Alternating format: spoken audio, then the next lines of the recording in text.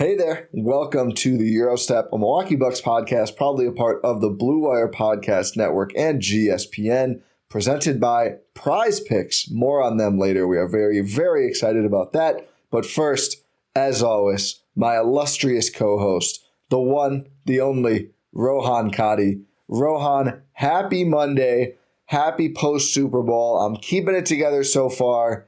As you know, I'm still despondent about Big Biz not being a Milwaukee Buck, but I'm trying my best to keep the energy up. How are you doing on this Monday morning, sir? I'm doing well. You know, it was a fun Super Bowl. Hopefully everyone who was watching the game stayed safe, had some fun.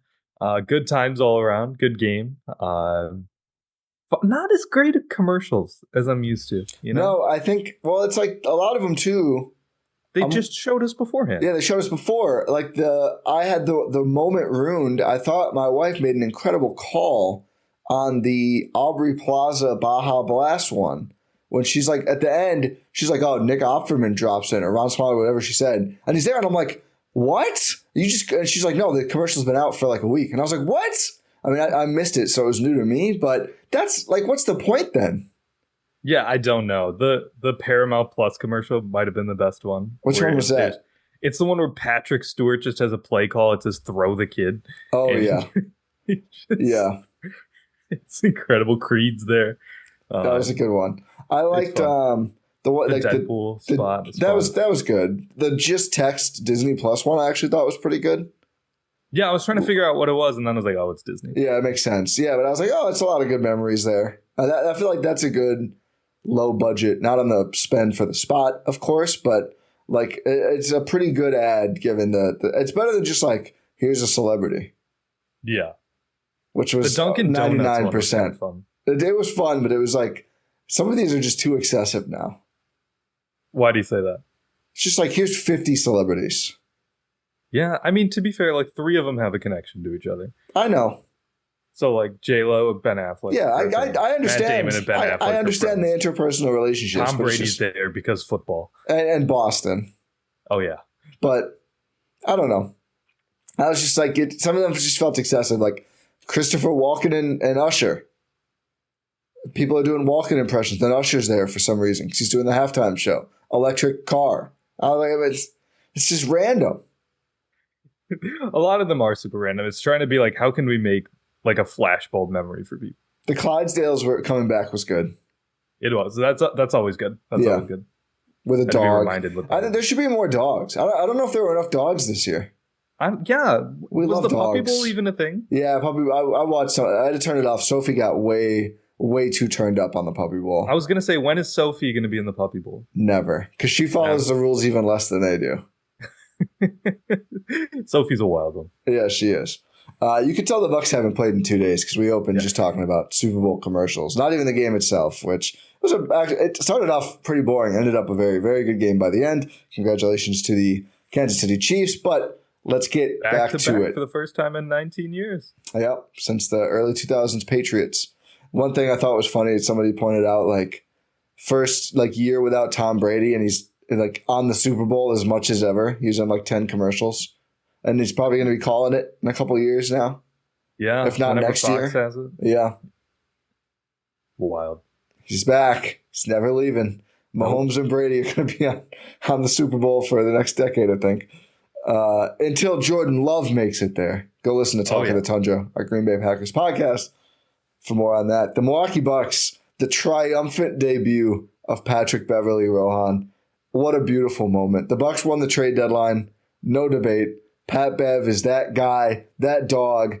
I'm not being entirely serious, but I mean, I'm not being entirely unserious either. The impact he made, I know it was the Hornets. I get it. Without LaMelo, without why am I blanking on their center's name? I was going to say Nick Richards. That's their backup center. Mark Williams. Mark Williams. Probably because like Mark Williams is like the namiest of names.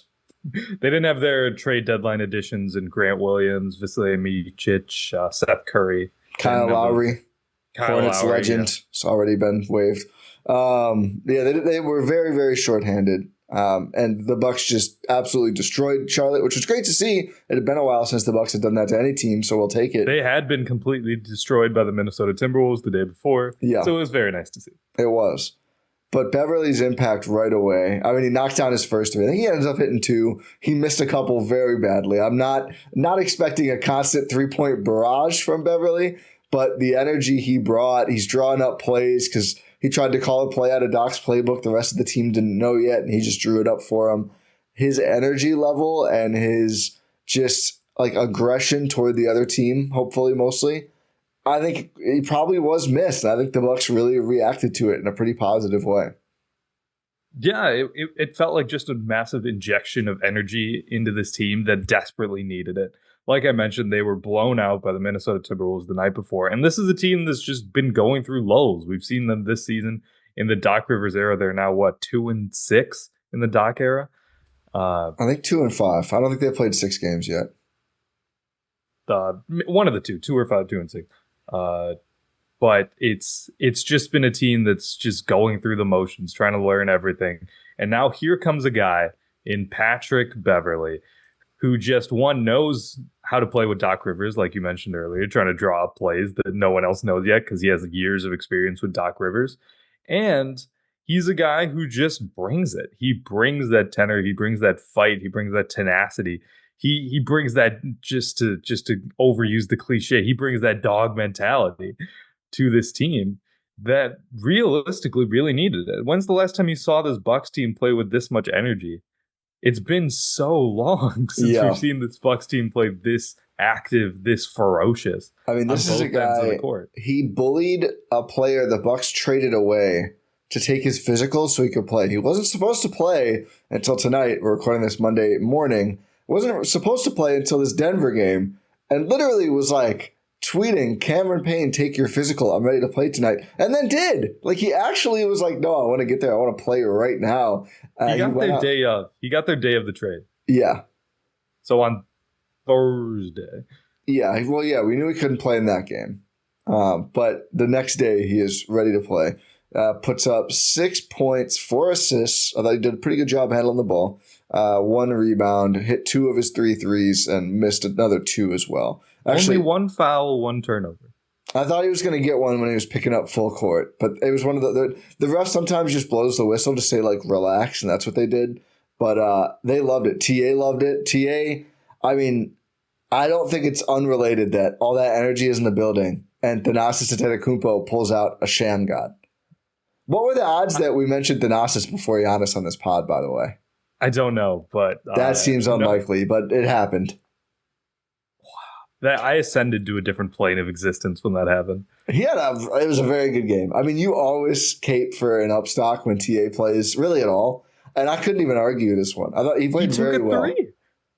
That part wasn't as good. He had to. He missed it very badly, but he took one, which is, I think, his first 3 in like a season and a half. Yep. Attempt. It is. So that's how you know the vibes were good. When TA takes a 3, you know things are going well for you. That was AJ Green's fault. That should have never have happened, and we all knew it. TA knew it.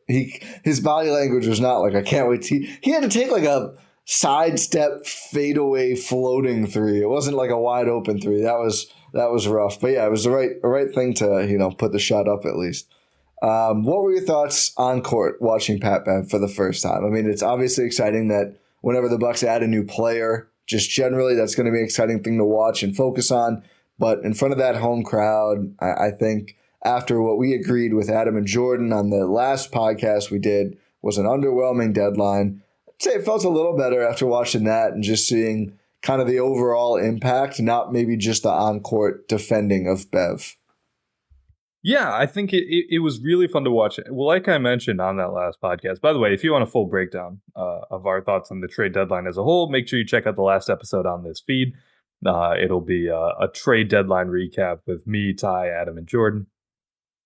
But yeah, just coming in, I knew that Pat Bev was going to be an impact on this team purely because the bar has been so low for backcourt defense and just energy and tenacity in general.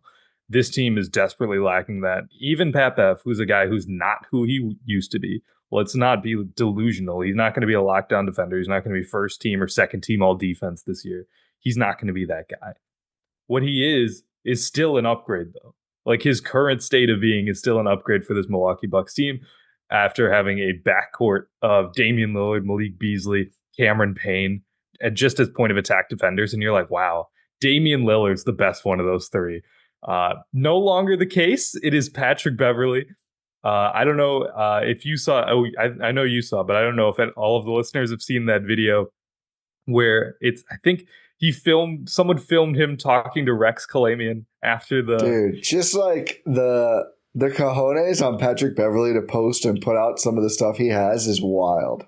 It's crazy. Live on podcast, I got to fix my relationship with Dame, talking to Malik Beasley on the phone. But talking about the Rex phone call that had, I think, Bucks Twitter ready to run through a wall. And actually, interestingly, I kind of thought Sixers fans were going to clown the Bucks. Like, oh, this is your big acquisition. You got our backup point guard we're getting rid of. Sixers fans were kind of sick. They were kind of like, Sixers fans were devastated. Oh, like, Pat Bev brought a lot to this team. Like, why are we doing this? I know they get Kyle Lowry, whatever else. I said it on the trade deadline day, like, I feel good about this swap from Milwaukee. Like, I feel good about giving up a 12-year-old basketball player none of us will ever care about, most likely, with that pick, and Cameron Payne for Beverley, even knowing the Sixers get Lowry. But, yeah, I didn't expect that. I kind of thought, 35-year-old Pat Bev, like, whatever. No, Sixers fans are like, oh, no, we lost Pat Bev and Jaden Springer. Maybe they're a little unserious, but they were not happy about that deadline. No, they were not. Did you see Daryl Morey's quotes about Jaden Springer? Yeah. You don't have to be, you don't have to say these things. Mean. Yeah, no. He's not going to contribute in time. Like, I could just see Jaden Springer having like a putback dunk in an important moment in an Eastern Conference playoff series this year. Absolutely, I could. But if you're Daryl Morey, why are you going out there on the record saying, "Hey, by the way, Jaden Springer, we traded you because we didn't think you were going to be able to play in the playoffs at all ever in your career." It's just like, this is the kind of thing I think really does cost Morey in the long term. Like, fine executive with the moves he makes, just does not and never has understood the human element. He learned from his former coach, Doc Rivers. I think Doc does it better than Morey. I know. I'm just playing. Yeah. But Pat Bev, was definitely a place that's or coming from a place that's going to miss him in the Philadelphia 76ers. And I got to see why. We got to see why. I'll be honest, I wasn't grinding Pat Bev Philadelphia tape this season. But just coming into this game against the Charlotte Hornets, which again, it's one game against the Charlotte Hornets, so let's not get too ahead of ourselves here. But you can see that, he's going to have a role on this team. Like, you can see the role that he fills on this team. You can see where he's going to slot in. It's an easy sort of ask for not only the rest of the team, but for Doc, for Pat Bev himself. Everyone is going to have a seamless fit. And I think this is going to work out well. Again, I still maintain underwhelming trade deadline. I don't know if they did enough, but the move that they did was a good move. So Cameron Payne this season averaged... He put up 20 for the Sixers. He did. He had a nice game. He averaged 2.3 assists per game with the Bucks and a little over 14 minutes per game. And he had some games that were bigger than that. I mean, two of his top 4 assist games of the season are with the Sixers just because he played a ton. But he, for the Bucks, 10 times had 4 or more assists in a game. And again, a couple of these were like he played 30 minutes because Dame was out. He played 22 minutes, 20 minutes. Patrick Beverley in 12 minutes had 4 assists, which again would be one of the top 10 Payne performances of the year, most of them in a lot more than 12 minutes. I did feel like watching it, and there's going to be so much focus defensively, but offensively, kind of more of an organizer than Cam Payne. Provides less shot making, for sure. I mean, Payne, he had 20 in Philly's first game, or his first game with Philly. He can score when he's on. When that three-point shot is falling, that weird three-point shot, he can be a scorer. He was against Phoenix as well in a way that Beverley cannot. I do think like having another floor general for a team that has a lot of offensive like play finishers, but not as many true distributors. I mean, Giannis has done it. Chris can, but he's out right now, and we all know about the handle. And of course, Dame does it. I do think it's going to be a benefit to this Bucks team. I do think even just in game 1, being there for 24 hours, Beverly organized the offense a little bit more with that second unit. It was kind of getting guys into their shots. He threw a bad pass to, I forget, he was trying to go to like AJ Green. But he wasn't even the primary on that. I mean, Giannis was handling up top. The double came. Bev went to the right spot, made the right play, and just didn't make the pass well enough. But I did feel like, okay, this could be useful. This could be better than, Payne, who's kind of either off ball or he's on the ball looking to score most of the time or just run a pick and roll.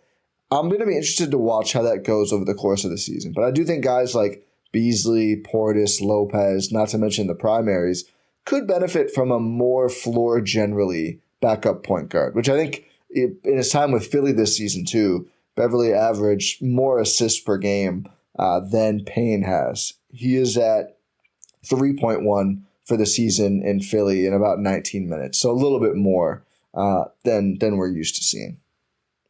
Yeah, and this is a guy, I think we didn't really point this out earlier, but this is a guy who's used to playing with superstars. Yeah. So he knows how to get superstars into the right spots, knows how to not like command the ball, but also be an organizing presence. Like this guy's played with the Lob City Clippers. He's played with Paul George, Kawhi Leonard. He's played with LeBron James, Anthony Davis, James Harden, Joel Embiid, James Harden. Like these guys, he's used to playing with these guys.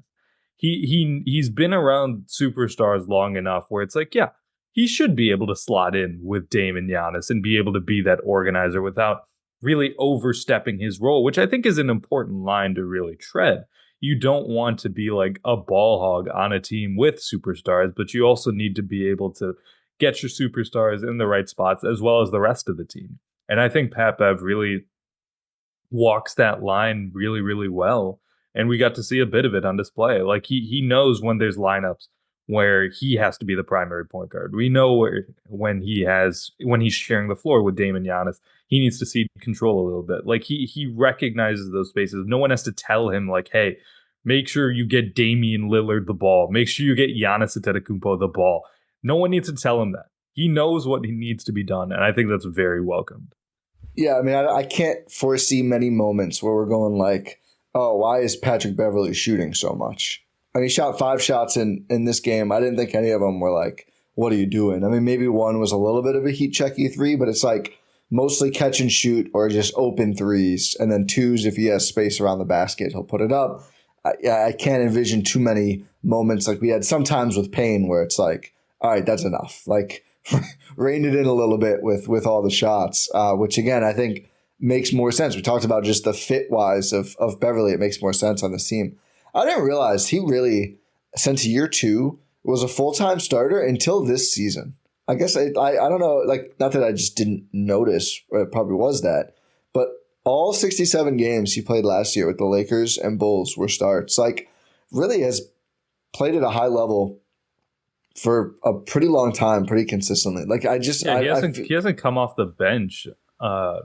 He only came off the bench like 7 times since 2019. Yeah, 8 times since 2019. Yeah, that season was the first time he came off the bench for more than like 10 games since his rookie year. So basically came into the league. I mean, he was didn't get drafted, or I don't remember if he went undrafted or just didn't get a spot with a team, but he went and played overseas for a little bit and then came back. But basically after he did get drafted. He did get drafted? 42nd overall. After not getting a spot, though, with that, was it the Suns? Maybe. I have it here. I can just scroll up. I'm on B-Ball Rough. Oh, interesting. After not getting a spot with, I guess that's a hard team to crack the roster of. He's just been a starter ever since and just a mainstay in rotations. So it certainly doesn't seem like there's any gripe about not starting at this point in his career, but just a guy who has a lot of big-time experience, and I think it's going to be a welcome addition to this Bucks team. How do you feel about their upcoming? They have 3 games before All-Star. I think Chris Middleton's probably not going to play in any of them, is what it sounds like. He has been called day-to-day. He has been called no timetable. We have heard all sorts of different reports. Jim Ozarski on the Milwaukee Bucks Point Forward podcast the other day said he saw Chris in Fiserv and he didn't have any sort of like brace, or certainly wasn't in crutches or in an air cast or anything. Apparently that the one he was in after the Suns game was more of just a precaution to keep that ankle stable more than anything. But sounds like the last thing we heard from Doc Rivers was no timetable, which to me means, yeah, we'll let him sit until the break and see where we're at after that, which I think makes sense. And given his kind of rest schedule anyway, wouldn't have expected Chris to play one of the next two games since the Bucks have a home back-to-back against Denver and Miami, and then they play the Grizzlies before the All-Star break. What do you think about these upcoming three games? I actually feel relatively good. I know there's been a little bit of panic, I guess, over the record of Doc Rivers. It is 2-5. They had 5-game road trip and then 2 games at home since then. I think if they had won like the Portland game or the Utah game, I don't know if anyone would really care about the record that much, but it just looks bad now. But it's a really hard part of the season. They're getting used to a new coach, and the absences they've had, I think, makes it all relatively understandable. I kind of expect they're going to look pretty good these next 3 games. I'd hope so, and I do kind of share that sentiment. I think they'd want to get some momentum going into the All-Star break because you don't want to build that momentum during the All-Star break, considering 3 of their players are going to be participating in All-Star weekend. We'll talk about that later.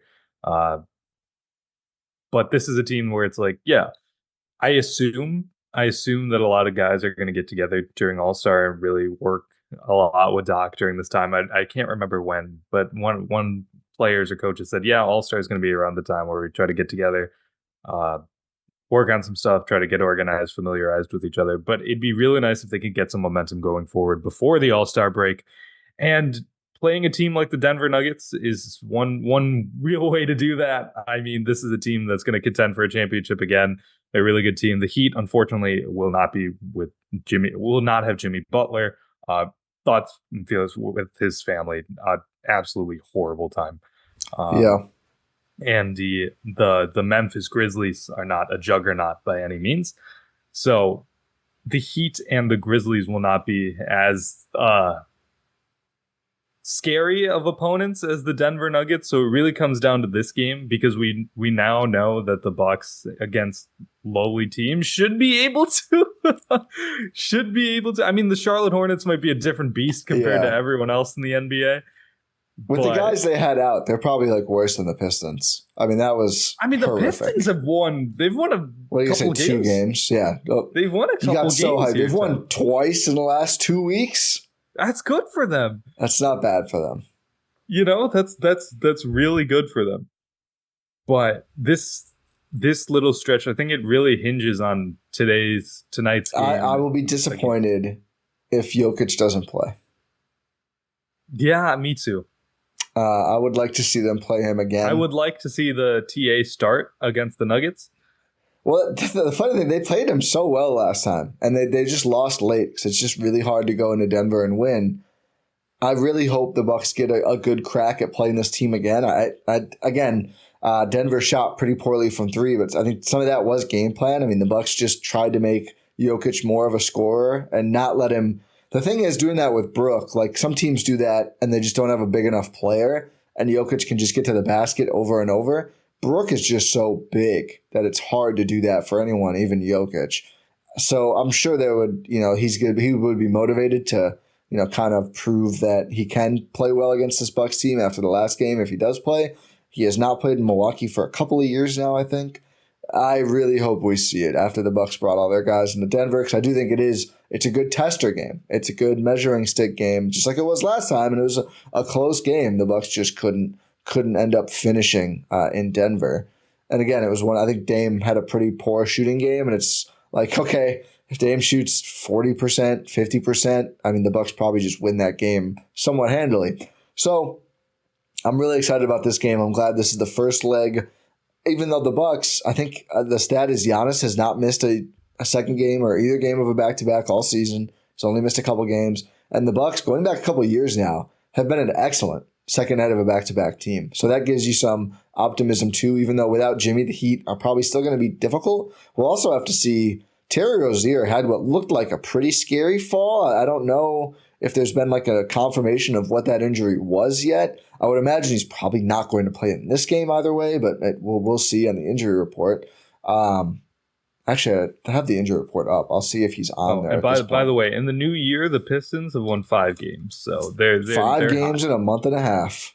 Yep. Almost 1 game per week. Hey, in the last 2.5 weeks, they've won 4 games. That's pretty good. Yeah.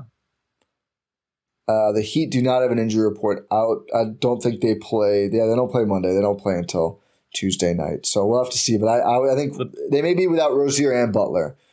So just a shorthanded, feels like always kind of shorthanded Heat team for various reasons. But that is probably not going to be as good of a matchup. But this Nuggets game, I think, should be quite good. So I'm excited about that one and hope we get a pretty full – obviously, Chris is out, but otherwise a pretty full-strength game. I think KCP is questionable, but otherwise the Nuggets seem pretty healthy for this one. At this point, I mean, we've seen late scratches too. The Pistons have beat the Blazers more recently why are we still than the Bucks. Okay. In Portland. That's good. Yeah. So I'm saying the Hornets are worse. Yeah, I mean, certainly the way they are right now. Yeah, but I needed to do it. I'm a Pistons truther. Okay. Do you have any other thoughts on this stretch of games or how the Bucks are looking? Or again, I think we've covered it. I think this game against the Nuggets is a real measuring stick game for them. I think it's important for them to get this game to really get that momentum, like I mentioned earlier, going into All-Star. Because you don't have too many. I know they have a very difficult schedule ahead of them, but you need to be able to see these games. You need to be able to see yourself succeed against these teams in order to really, build that confidence going forward as a group, which is desperately needed as they are. This is the team. I mean, aside from a buyout, which they're going to fill that spot, or however they fill the spot's going to be filled according to John Horst with that open roster spot. Yeah. But this is the team. This is the team indeed. Let's talk about another team. The team at Prize Picks. Prize Pick is America's #1 daily fantasy sports app with over 3 million members. They are the easiest and most exciting way to play DFS. That is daily fantasy sports, not Dorian Finney-Smith. The Nets are the only team that gets to play him. It's just you against the numbers when you play Prize Picks. You pick more than or less than on 2 to 6 player stat projections and watch the winnings roll in. Rohan, I don't know what took us so long to start playing Prize Picks, but I'm sure glad we are because it is a very, very fun experience. We are going to be, throughout the rest of this regular season, talking about some of our Prize Picks and letting you all know you can get on the action as well. Sign up at Prize Picks and use our code, and you can get your first deposit match up to $100. All you have to do is go to prizepicks.com/Eurostep and use code Eurostep, all one word, GYROSTEP, for a first deposit match up to $100. We were talking about this Nuggets game. We were hyping it up. Had to put in some picks based on this game, Rohan. So, one thing that we always do when we look at opposing point guards playing the Bucks, and maybe this will bite me now that Pat Bev is around. We'll see. But I went more than on Jamal Murray, 22.5 points. More than Damian Lillard, 6.5 assists. For all the consternation about Dame's shooting, his playmaking has been pretty stable. And if he plays a lot, I think 6.5 is very attainable. This one, I already feel this one could bite me. But the numbers just look too good on it. I don't even want to read it. I'm almost embarrassed. Jay Crowder, less than 0.5 turnovers. Besides just the stat, and he hasn't. Don't tell Adam. I know. I think he has 0 turnovers in 4 of his last 5. I was like, yeah, he just shoots it immediately. How could he turn it over? But I can just see the second play of the game in transition. The second play of the game in transition, he's just going to whip it over the backboard. I can already feel it. Malik Beasley, more than 2.5 3-pointers made. The Bucks are kind of lame for not feeding him more last time. I mean, I would have had to record a video of me hitting a 3 and shimmying. What do you have, 5 at halftime and 7 a couple minutes into the third quarter? The franchise record is 10, which is also the mark I said I would shimmy at. Bees should have gotten there last game. But again, 4 of the last 5 games, he has done more than 2.5. There were a couple possessions in that game where it was just like, yeah, he's open, feed the hot hand. And then it's like, nah. Yeah. It's disappointing from the Bucks, to say the least. It's Bobby Portis time. Yeah. They were watching out for me because I think my shimmy video is going to be very embarrassing. So I kind of, if Beyonce couldn't, I can't either. Nikola Jokic, less than 27.5 points. So again, that's just the Bucks have defended him well. They've tried to make him a scorer to a certain extent. So this could bite me, but they just defended him so well, and they've been all over the basket. So he could probably knock down a few threes and go over that mark, but we will see. And then did Giannis more than 30.5 points?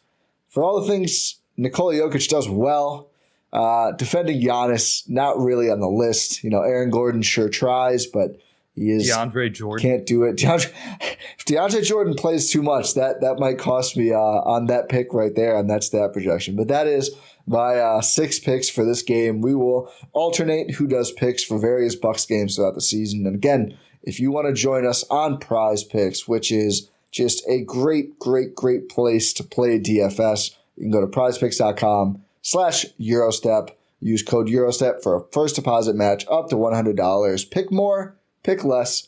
Rohan, it is that easy on Prize Picks. So, I feel confident in the picks available to me on Prize Picks. I feel a little less confident in the picks available to the Bucks on the buyout market. At this point, with do you want to do your little speech on the loss that you've suffered? It's been a long day without you, my friend. But I can't even say see you again because he was never a Buck. I don't know. I don't know if I could do it. I don't know if I can get through it. For those unaware, Bismack Biyombo has signed for the rest of the season with the Oklahoma City Thunder. Does he make his debut tonight? I might have to split screen. He provides big depth for an OKC team that always needs big depth. Yep. And it's tough to see him go. I mean, no, they're in Orlando tomorrow. I had a candidate that I prefer more than Big Biz in the buyout market, but Big Biz was second for me and number one in our hearts because of our Ty Windisch here. Because of my obsession, yeah. The flurry of tweets that you must have gotten. Dude, I had 7 in like the first minute before I saw a bunch of people saying, no, sorry, and I was like, oh, so Biz signed somewhere, and then I saw the news. Listen, I just think I think he is a clearly like backup level center in the league. And that may sound underwhelming, but that player just available for free mid-season is very valuable. And I think the Thunder were like really smart to just kind of go, oh, we're either playing Paku or Usman Jang is maybe our backup 5, or we're just going. We have Jalen Williams. The last game he was 0 for 3 from the field. I think they play Kenrich Williams as a small ball 5 sometimes. I know their whole thing is they go small, and that's like a big part of their identity. But still, like having another good backup center, I think is just useful. And for them, again, just a roster spot. It's not like a big tax move for them. It makes a ton of sense, and I think Biyombo would have made sense for the Bucks. It will be interesting. Like, are they going to try and find more of a wing player, or do they want to replace Robin Lopez and the backup big as your guy Thaddeus Young? I keep wanting to say Thad Johnson because of the Thaddeus Johnson thing. Thaddeus Young would kind of be both. But I don't know which way they're going to go. I really don't know who I would even want outside of Thaddeus Johnson unless they go with a Hurd guy. What are your kind of updated thoughts, I guess, on the buyout market and the players available? Sorry, I was muted for a second. I mean, if you want a guy, if you want a guy who's played 800 games and averaged 13.5 points, 5.9 rebounds, 1.4 steals, 49% from the field goals, and 30% from 3, you've got Magic Johnson, Larry Bird, Michael Jordan, LeBron James, and Thaddeus Young. Magic Johnson. Obviously, I'm just referring to that fun meme graphic, but yeah, just like my updated outlook is, just Thad Young. I mean, he's the best option at this point that the Bucks can sign. No, Biz obviously couldn't sign Kyle Lowry, and we talked about it on the last pod. Probably don't need him. Can't sign a guy like Spencer Dinwiddie, who signed with the Lakers. Did you see that someone said because he shaved his beard, it's not just a goatee. Someone said it was a protest beard. Yeah, which is very funny to me. I don't understand a lot of things about Spencer Dinwiddie, and we could probably just leave it at that. Yeah, that's fair. Him and Crypto is going to be undefeated. I just love that. That part is very funny. the Lakers, what do we need? More shooting, more two-way play. Who do we got? Spencer Dinwiddie. Sure. Guy who people speculated to be on strike. And never has been a plus shooter. Nope. Like, what does he do? Whatever. Aside from that Mavs Suns series. Yeah. Where he was just making every shot imaginable. The Lakers would have to get into the playoffs for that to happen for them. That is going to be an uphill battle. But yeah, like those type of guys, again, another point guard, the Bucks don't really need that type of player. So it leaves you with that tweener forward and Thad Young. And aside from that, the options are pretty bleak. I mean, I can't even think of one player I'd have. So I have a couple that are like maybes. I am reading an article on Sporting News that just made me laugh that referred to Daniel House, who is 30, has someone who has 3-and-D potential as a 6'6" wing who shoots 35.6% from three for his career. I don't see either of those things. I've had people, Daniel House played for Doc before. Is Daniel House a fit? No, he's just not good. Like, at a certain point, I don't care about the fit. I could learn Doc's scheme. That doesn't mean I want them to sign me. Oh, I actually do. They can sign me. He'll go out and get what he wants, though. Yeah, no matter what rules are in place. There's been still no indication that Otto Porter Jr., DeLon Wright, or other players will be bought out, but obviously both of those guys would be intriguing. Outside of Thaddeus Young, Gallo? I just don't know why. Why? Yeah, exactly. Like why? What role is Gallinari filling on this Bucks team? Yeah, just like smaller Bobby. Which, I mean, they have their issues with normal size Bobby. So yeah, it's better shooter, I think, at this point, maybe. But it's not. I don't know what his percentage is like this year. And then Marcus Morris, is he not even? He's probably makes too much anyway, right? Yeah, I think he does. Yeah, he's not eligible. Yeah, I've seen people suggest Killian Hayes. Just sign someone from the G League. Like, what's the point? Yeah, just like get Marquise Chris up, get Wenyen up, get Marquise Bolden up. Just get not Killian Hayes. Why do you need Killian Hayes? By the way, Bobby Porter is shooting 38% from three this season. Yeah, so he's actually, which is just, it's got to be on like a third of the games. I feel like his splits it's like 60% in 10 games, 0% in 15 games. Yeah, that makes sense for the Bobby Portis experience. Yeah. But yeah, the buyout market, Corey Joseph, like, why? They don't need a backup point. Again, they just don't need point guards. Joe Harris, I just don't think can play. Bucks legend Joe Harris. That is true. If anyone should be rewarded. Honestly, yeah, Robin Lopez is like terrifyingly high on this list in terms of players. Yeah. I think probably the like Bucks, he's in Milwaukee. Well, at least last time we saw him, he might be in Disney World again now. Yeah, outside of Thad Young, the true buyouts, I would rather have a G League guy than any other player on here besides that. And they can't sign Robin back. Wouldn't really want that anyway, but he might be second on the list. Him or Gallo, I guess. And again, I just like I don't know what the point of Gallo is on the Bucks. There's only like, if you're looking for players who would have a role on the Milwaukee Bucks or fills a need on the Milwaukee Bucks, there's only like three guys who are like actual NBA players. And one of them, the Bucks can't sign because it's Robin Lopez. Yeah. And I don't know if he's an actual NBA player. Yeah, it's like on this list, he looks good, but I still am not a big believer in him as an NBA level player at this point in his career. Yeah. Congratulations on your retirement, Robin Lopez. Nah, come on. Who's signing him? That's what we said about Ingles. That's fair. Look at the bag he got. That's fair. That veteran leadership gets you paid. He's giving Rolo $15 million. I don't think that much. I think he could get another vet min though. Yeah, that's fair. Hey, you pay $3 million to me, I'll sit on the floor. That's a good trade. That is a good trade in my book. But yeah, the buyout market is not super exciting. I mean, I think people will probably be excited about Dinwiddie and Lowry. To me, still, I'm just like, I'm actually glad Hayward got traded. I think Kyle Kuzma said it best. Yeah.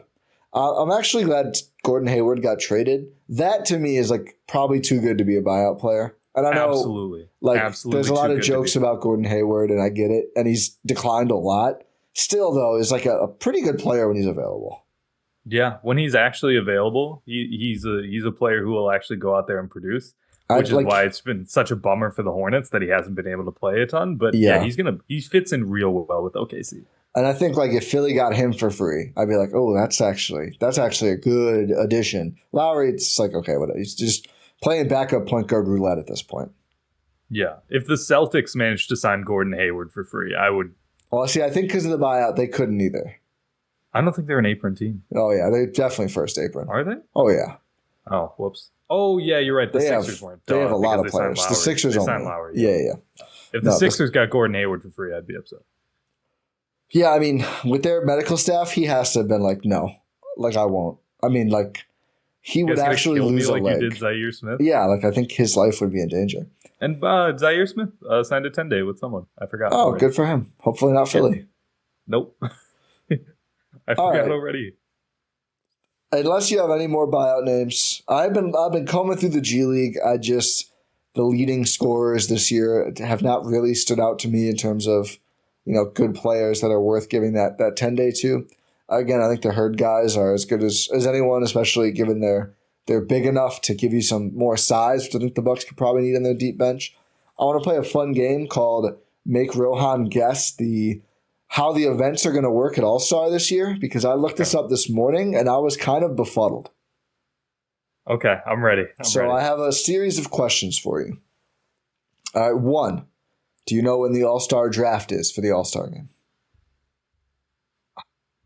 No, there is no All-Star draft. Trick question. It's East versus West. You did it. That's a good start, Rohan. Thank you. Oh, you almost got me. I know you were like, oh, I can't. Did I miss it? No, it's okay. So the All-Star game is pretty much just East-West Sunday night, same as usual. So not going to be too much about that game. Not same as usual. It's back to what it used to be because it's not captain's draft. The old school All-Star, but it's just a game with those teams.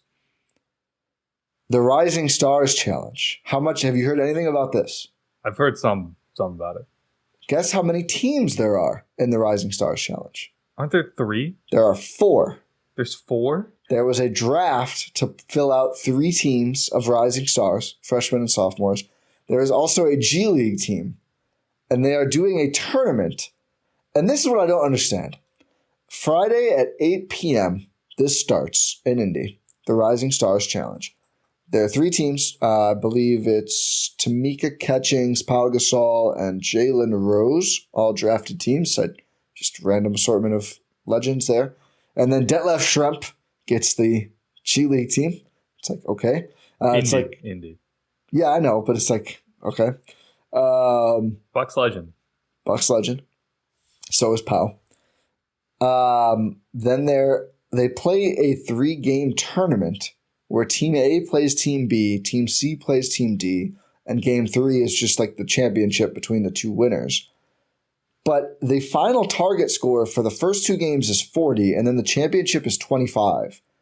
And I'm like, that sounds like a lot of basketball to start at 8 p.m. for these Rising Stars. I mean, it's a total of 65 points, so. Yeah, but a final target score of 30 followed by, I think they're doing it all in the same night. I think so. Didn't they do this last year too? I don't even know. So maybe they did. I just why not just have a game? Yeah, why do you need 4 teams? Just if you want to have some G Leaguers, just I guess put them in the game and let them be drafted as well or something, or just don't. I mean, more than half of their team is G League Ignite, so just let them be in it next year if they're worthy. I think the G League Ignite's on a really long losing streak. Maybe they're like, we got to find ways to do something good for the G League Ignite team. I don't know. But yeah, just the whole format there. How many people? Why did it start at 8 p.m. for an event that's going to take this long? Is it 8 p.m. Eastern? No, it's 9 p.m. Eastern. What? Yeah. Oh my God. It's good. I think the issue with target score, if one of the games is just cold, it could take forever. I know 40 is not a ton of points. I know, but the thing is, it's not going to be cold because it's going to be guys going for monster dunks and stuff, and it's going to be threes and dunks. That's it. Yeah, but what if they're cold from 3? Then they just dunk the ball. It's 20 dunks. It's not bad for 10 people. No, it's not terrible. It's not terrible. I don't know. I almost want to watch just to see how this format actually works. I mean, the level of players is pretty high. Tamika just absolutely destroyed in this draft, though. So here's her team. Okay. Paolo Banchero, Keegan Murray, Jaden Ivey, Jalen Duren, Keontae George, Scoot Henderson, Dyson Daniels. That's a ridiculous team. So here is Paolo's team. Wembanyama, okay, good start. Brandon Miller, okay. Jaime Jaquez, Bilal Coulibaly, Brandon Podjemski, Jabari Smith Jr., Kason Wallace. Not bad. I think Not Tamika's horrible. team is deeper. A lot of guys with NBA experience. Yeah. And then Jalen has Jalen Williams, Chet Holmgren, Walker Kessler, Benedict Mathurin, Shaden Sharp, Jordan Hawkins, and Derek Lively.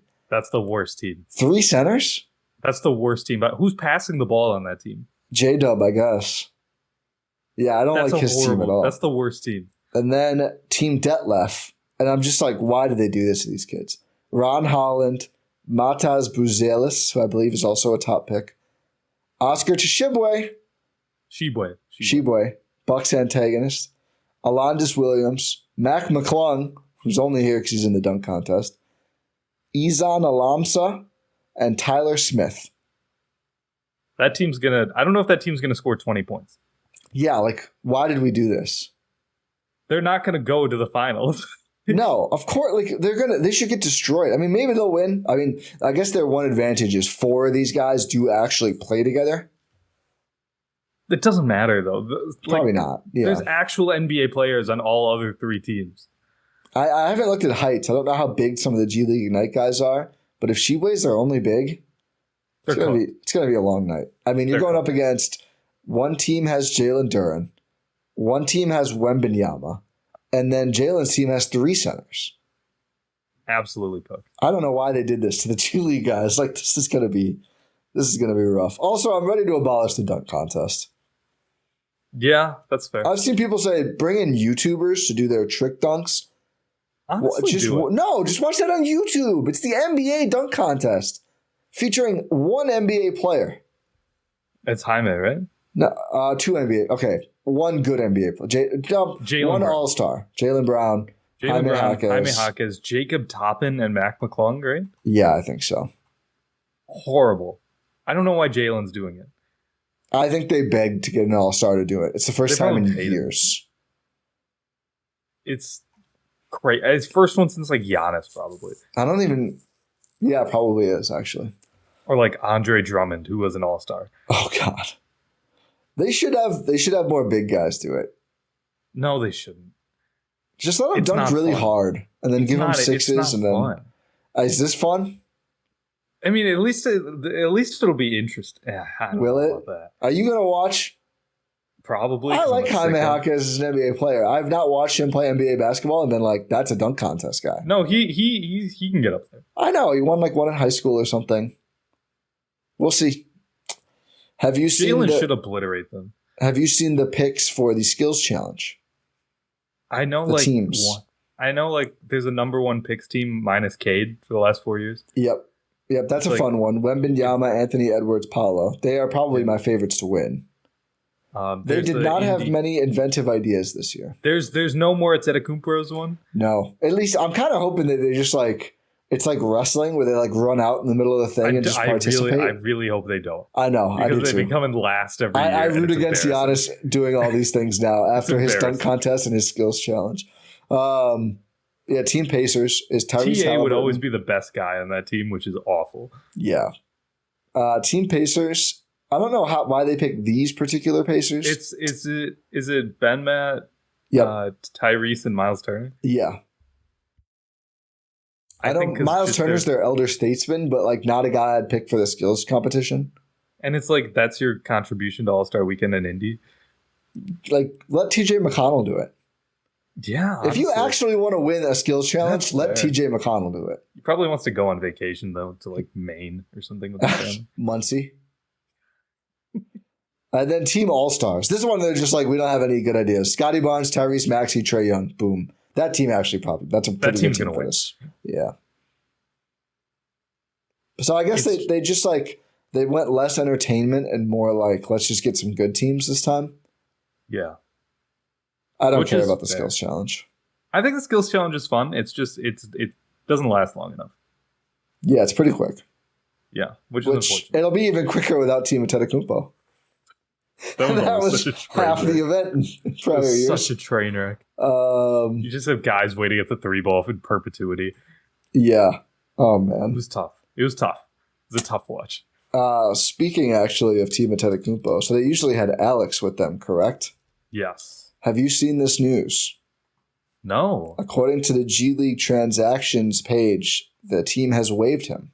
Oh, wow. Oh, that's big news. Yeah, it is. So had his career high, what was that, 2 weeks ago now when we talked to him? I was, no, last Saturday. Not this past Saturday, but the Yeah. previous one. Yeah, Like a week and a half ago. On February 8th, basically right after the trade deadline, they requested waivers, and then he cleared waivers February 10th, and there has been no news since then, at least on the transactions page. Wow. So I've not gotten any comment from Herd folks yet. I'm trying to get that and get in touch there. But yeah, right now, kind of a strange thing. I mean, I don't know if it was prompted by the Herd who just wanted to do this, or if it was coming from Alex. I don't really have a good feel for it at this point, but maybe that could be a reason, just an additional reason that the team of Antetokounmpo is not doing the skills challenge this year, because there would only be 2 of them playing in the NBA/G League. That's very interesting news. It is indeed. It's very, very interesting news. Right after the trade deadline, just like Giannis, just don't ask out right away. Give us some time to think on this one. That's a joke. I have no idea what went into the timing there. The celebrity game is happening. God. Oh God! And we're not in it, so it doesn't matter. No. CJ Stroud's in it. That's kind of fun. Okay. Well, I don't understand. Why is Meta World Peace in the game? Why? Why? That seems like dangerous for the other team. No, it seems dangerous for him. That dude's like old. I think it's dangerous for both. Jennifer Hudson. Okay. Running out of people I know here. Natasha CJ Cloud. Stroud going to post up Jennifer Hudson? They're on the same team. Oh, okay. Maybe he will anyway. Micah Parsons also seems dangerous. Yeah, Micah Parsons. A lot of football guys in this game. And then there's like many. some streamers and other people I just don't really know who they are. Mike, did you see Micah Parsons interviewing Jordan Love? No. Yeah, he asked him like, "Hey, what went into your game plan against the Cowboys?" He's like, "Yeah, we saw your linebackers were pretty weak. We saw your DBs playing linebacker, and we know your pass rush was like a big thing. So it's like, yeah, we just get some chip blocks on you. You're fine. It's food. It's easy." He didn't say that, but essentially he said like, "Yeah, we looked at you and we saw food. We saw your team is sorry." Hey, they were in the Blue Wire studio. I love to see that. The coaches for this game are the best part. Oh, it's Stephen A. and Shannon Sharp, right? Yeah, and their assistant coaches go crazy. Oh wait, Stephen A. has Lil Wayne and Asia Wilson. Oh, and okay. Shannon Sharp has 50 Cent and Peyton Manning. Oh my God! I'd rather just watch those 6 shoot around mic'd up than watch the game. Oh my God! Absolutely. Like just let those teams play horse. Like that's a better product. Dominate. Yeah, that part would be less. I mean, it'd be fun to watch it just dominate, I guess. But yeah. And then we have the 3-point contest, which I think probably people know the most. And then the Steph versus Sabrina version, which I guess is fun. Kind of just random, I thought. I think it's because I think Sabrina called out Steph at the last All-Star, WNBA All-Star 3-point contest. Yeah. Because she just went crazy, like had the record, like NBA, WNBA. Like, doesn't matter. Oh, that's fun then. Called out Steph. And now it's happening. Yeah. So yeah, she did 37 out of 40. And then Steph took on the challenge. Yeah, it is. So that'll be fun. Also, there's 2 Milwaukee Bucks in the 3-point contest: Damian Lillard, Malik Beasley. Yes. Malik, you gotta step it up. I know you had that 7 3-point game, but aside from that, he's you've been a bit of a cold stretch. But we need to get the shimmy. Once he finishes, we need to get the shimmy. Like once he shoots his last ball, 100% he will. Gotta get unless he stinks, then maybe he won't. Unless he does it after every rack. He might runs out of time because he's shimmying too much. It's a good field. Dame, Bees, Jalen Brunson, Tyrese Halliburton, Lauri Markkanen, Donovan Mitchell, Karl Anthony Towns, and Trae Young. Oh, I didn't realize Cat was in there. That's fun. Yeah, I like when they have a couple big guys. Him and Lauri are fun. It's like just to see the difference in stature. So that's good. That's a good event. For sure. Good event. It'll be interesting to see. I mean, obviously, hopefully Malik or Dame really pull through. Hopefully they make it. There's not a good history of Bucks in the 3-point contest. The last guy to do it was Chris, and he's failed to advance to the second round both times, I think. Yeah. It's been tough for Bucks in All-Star Saturday night challenges. Just Giannis in the dunk contest, Chris in the 3-point contest. But thankfully they've got better players who are better suited for these types of competitions in there. Dame obviously won the 3-point contest last season as a member of the Portland Trailblazers. He's here to defend his title. And it'll be fun to see that. That's what I'm looking forward to most. So they listened to me and they put the G League All-Star game part of the weekend, which I was happy to see. Okay. I don't know why it's at like 1:30 p.m. Eastern.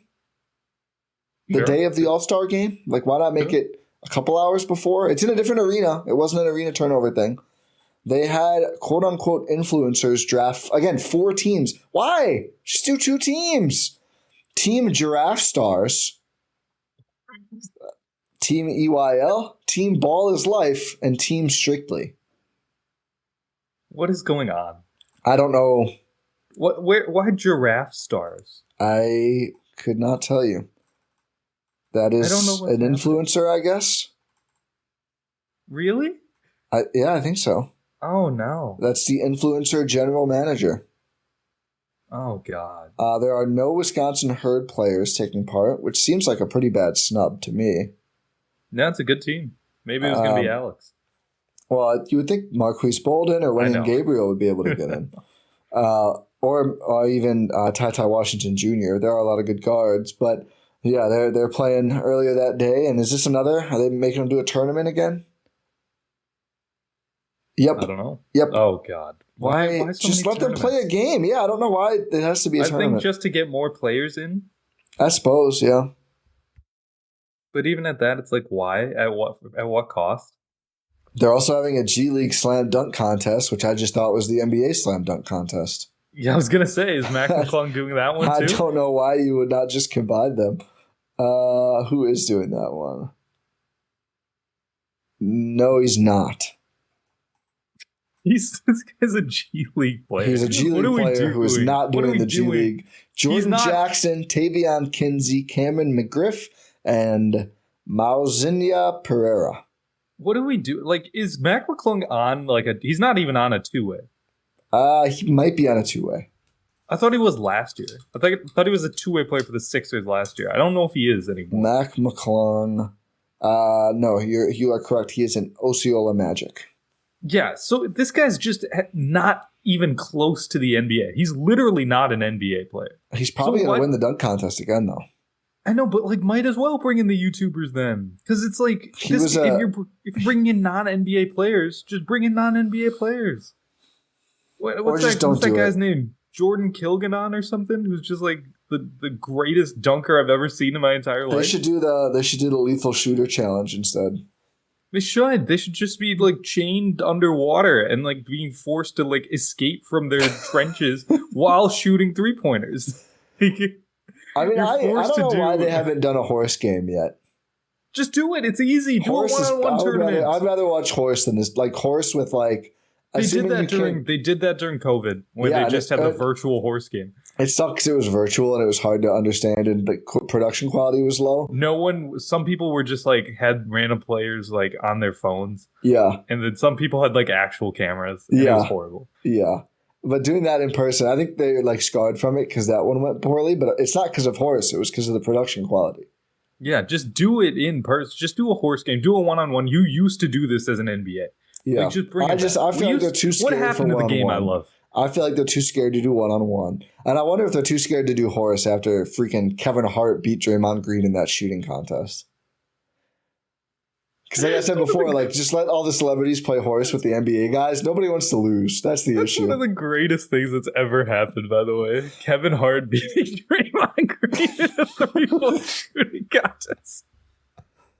I mean, this dude's an NBA player. And it was I think by a couple balls too. I don't think it wasn't close. See, that's why it would be fun, and I wonder if Draymond Green could punt Kevin Hart into the basket, but he still made less threes than Kevin Hart. Draymond should have put a backpack on. That's what he was missing. Yeah. Oh, we love All-Star Weekend. Yeah, I can't wait. I mean, I will watch the 3-point contest. I will watch the game. Dame and Giannis starting. I'll watch the game. It's history. And the game's been okay lately. I think the Elam ending is fine. I don't know if it necessarily saved the game, but it makes it better. Yeah, I'll watch the game. I'll watch. I probably won't watch the Rising Stars thing on Friday. No. There's no shot. If I do, it'll just be because I want to see how this format goes and like how long it takes. Because I do have a sneaky... I'm pretty sure they did it last year. Oh, well. Proves how much we care. Yeah. It's too much.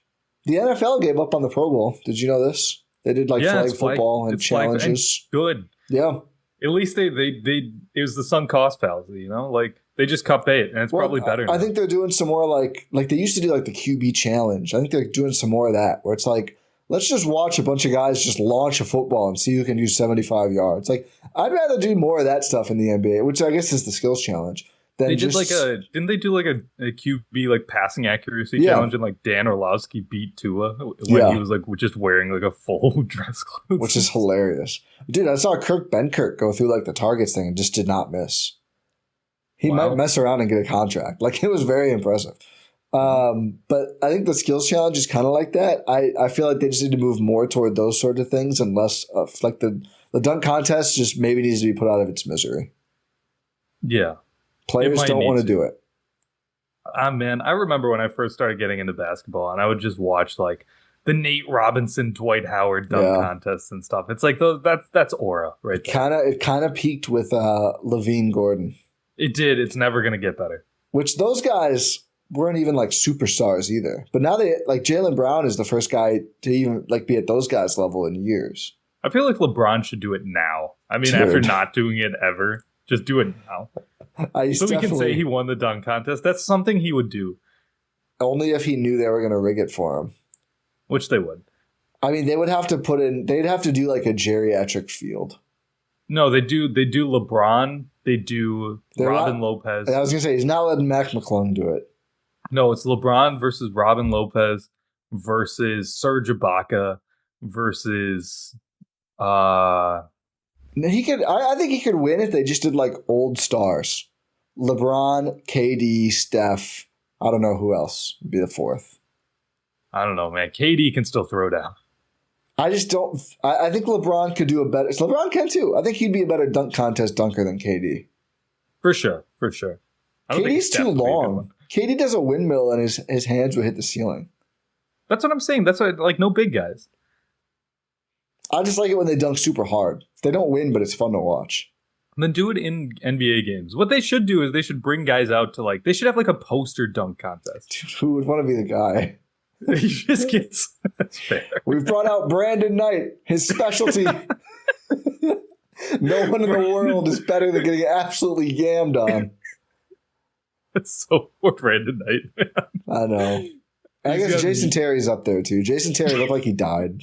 Jason he's had beef with LeBron ever since. Dude, that LeBron dunk, it looked like the soul left his body when the dunk connected. It did. It did. And I'm pretty sure he's hated LeBron ever since. Yeah. For a good reason. If someone embarrassed me like that in front of everyone in the world, I'd hate him too. I wish they could do slam ball, but the ACLs would just be too at risk. Oh, it's like holding the World Cup final at MetLife. Yeah, that's crazy. That's one problem I'm really glad the NBA doesn't have. I mean, sometimes they have water on the court, but if they really mess up, but there's not just this field will murder your Achilles. Good luck. Yeah. It's all the consistent hardwood. Yeah. We appreciate that. Yeah. Oh man. What a time. All-Star weekend is this coming weekend. It's crazy we've gotten here already. I know. Do we have anything else we need to touch on, Ty? I don't think so. Unless we're talking about MetLife and the World Cup. Yeah, that's how you know. I think that, we're set up for a fun not second half because they played more than half the games, but a fun second part of the season. I do think it will be nice to get those extra days off and then go into the second half with just more stability Got some time under Doc, have some practices now, I'm sure, with 2 days off here, and then, of course, time over the All-Star break. Hopefully, I wonder, do you think, the coaches and some players may also go to Indiana? I know Doc is not coaching the game. Do we know who's coaching the game? No. That's going to be maybe the most fun part of the All-Star game. It's going to be Joe Prunty. Is it probably going to be Joe Prunty? I'd assume it is. That's hilarious. Because there's no Rex Kalamian, no Dave Yeager, no Doc Rivers, because they are abstaining from participating as they have coached 7 games of this team. Dude, just let JB frankly Bickerstaff do not deserve to be the All-Star. Just let JB Bickerstaff. Imagine it's Adrian Griffin.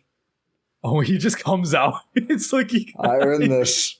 It's like introducing your Eastern Conference All-Star head coach. He's back, ladies and gentlemen. It's Adrian Griffin. And the crowd just like, what? The West team scores 400 points. Giannis and Dame are like, hey, coach. Hey. How's it going? Good to see you. Good. How have you been? East, 395. West, 460. They'll put up a lot of points. They'll give up a lot more. We'll say that. Yeah. But yeah, that would be insane. I'd assume it's Joe Prunty, though. Yeah, I think that is a safe assumption. Let Patrick Mutombo do it or something. That's it. Let JB Bickerstaff do it. Nah, I feel like he'd want his vacation at this point. Probably true. Yeah, let one of the other assistants, like Joe Prunty, actually got to coach this team. Yeah. Let Josh Oppenheimer take the reins. Let's see what happens with Josh Oppenheimer. Let Sydney Dobner do it. Sydney Dobner would be fun. Everyone opts out until we get down to Sydney Dobner. She's just like, sure. Yeah, I'll coach the All-Star team. I'll do it. If they're looking for someone. Yeah, we'll do it. We'll co-coach the All-Star team. Yeah. I mean, we'll do it. We draw up a bunch of plays for Giannis and Dame, and then we play other East contender guys 48 straight minutes. Yeah, it's like, hey, Giannis, Dame, we need to get some pick and roll practice in you. Yeah. Giannis, go set some good screens. Jason Tatum, you're going to be our center, and you're playing the whole game.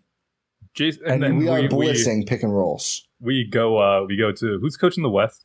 Is it it's Chris Finch? Yeah, I think it's Finch. Chris Finch goes. We slip him like a tenner and say, hey, just go post up Jason Tatum every time. the tenner hits different for Chris Finch. He's all in. We give him $10. Yeah. I mean, we got to try our best.